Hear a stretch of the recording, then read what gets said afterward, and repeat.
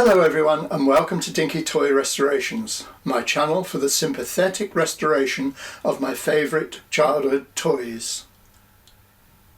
In this video we will be breathing life into the rather sad example of the Bedford CA van.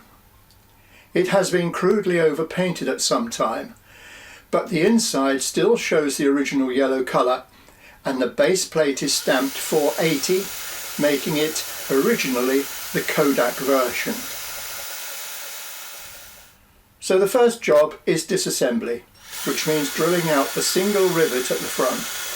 The base plate is held by this and a tab resembling a number plate at the back, which hooks into the main casting.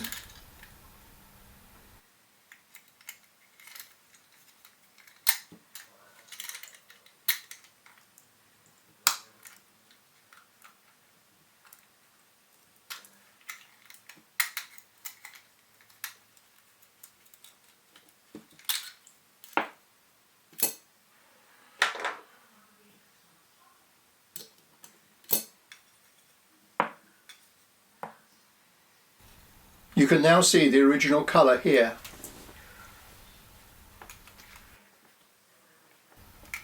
With a lot of playware, these thin steel base plates were often bent and twisted. This one was rather badly bent in the rear, producing an odd looking slope to the way it sits.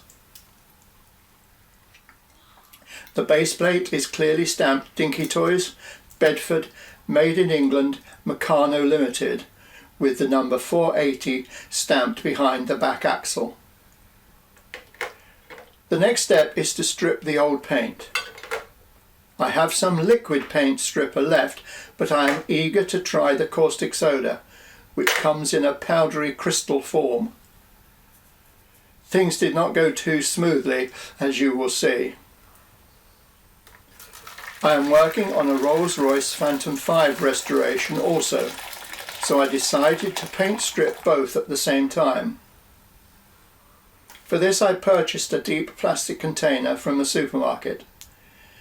I read the safety notes carefully on the caustic soda and noted that you pour in the hot water first and then add the crystals.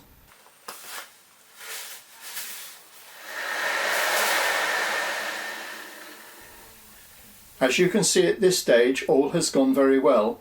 The main fizzing has ceased, and so I decided to add a little more of the soda.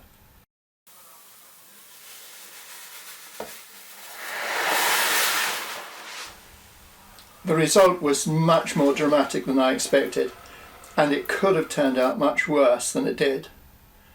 Go carefully if you've not used it before.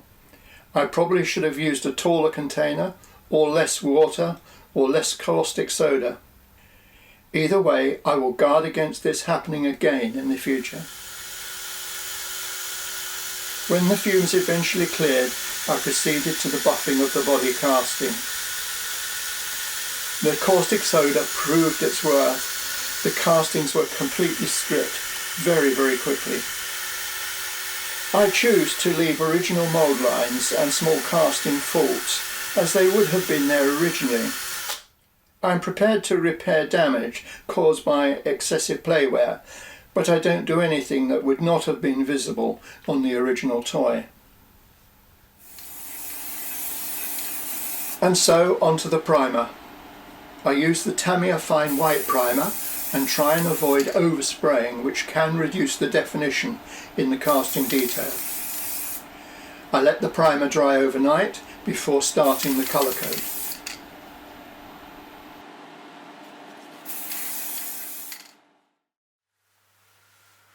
I have some nice quality water slide transfers to finish the body, and the colour I have chosen is a deep orange yellow, number 15 in the Steve Flowers range.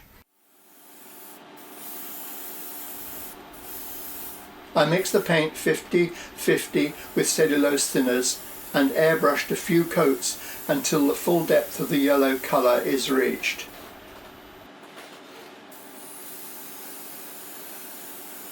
I will now leave this to dry for 24 hours before applying the transfers.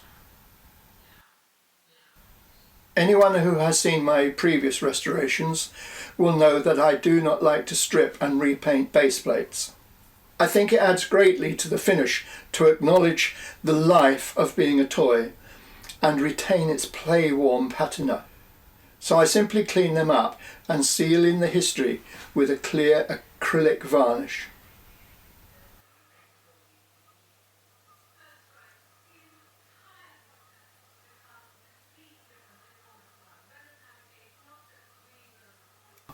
Old credit cards are very useful for all sorts of things.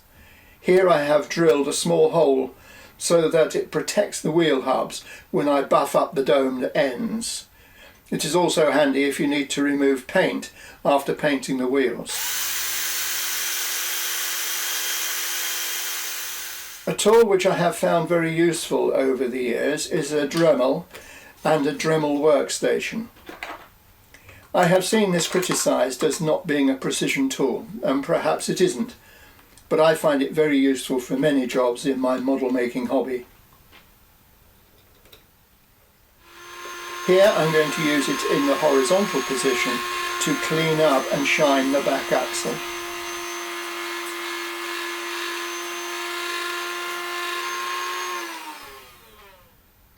The rear axle looks good, but the front axle is still on the base plate. Old credit cards come in handy once again. I cut the credit card strip wide enough to fit between the front wheels. With the base plate now protected, I can clean up the front axle in the normal way.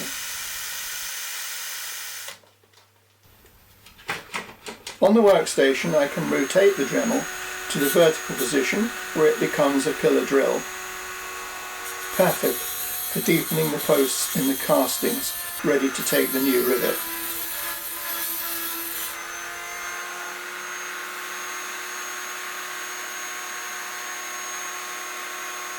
It's time to apply the new transfers. I apply each individually, letting it soak in warm water for about 30 seconds.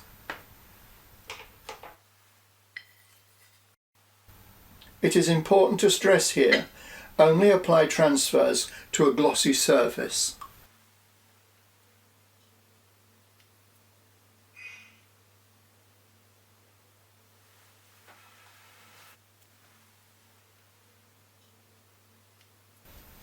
Once you are able to detect some movement on the transfer, bring it up to the casting and slide out the backing paper from underneath. You can pre-wet the casting with water or with a product called Micro Set. Either way, gently try and position the transfer with a wooden toothpick or similar.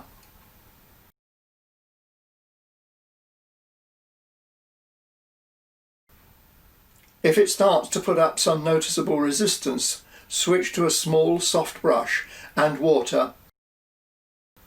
Simply dab with a paper towel to finish, to make sure there are no bubbles underneath the transfer.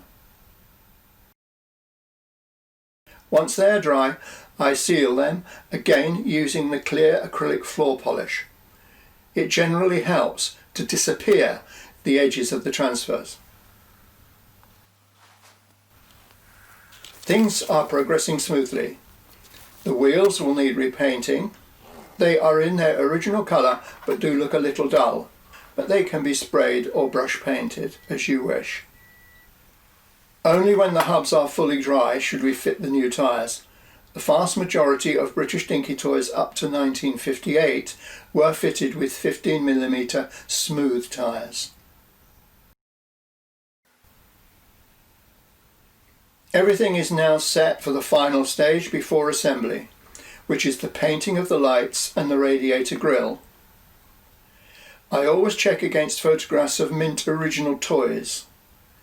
They were seldom, if ever, finished with all the detail of the full-size vehicle.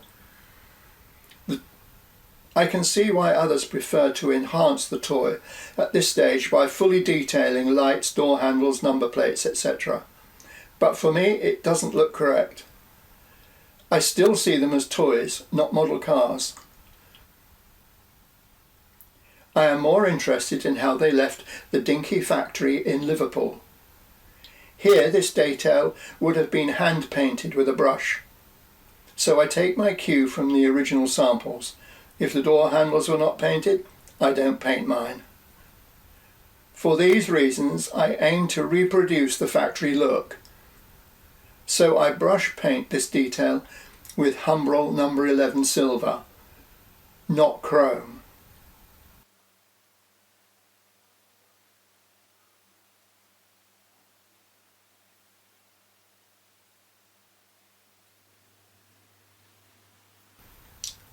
The final assembly is a straightforward affair. The base plate hooks in the back and requires just one rivet in the front to hold everything together.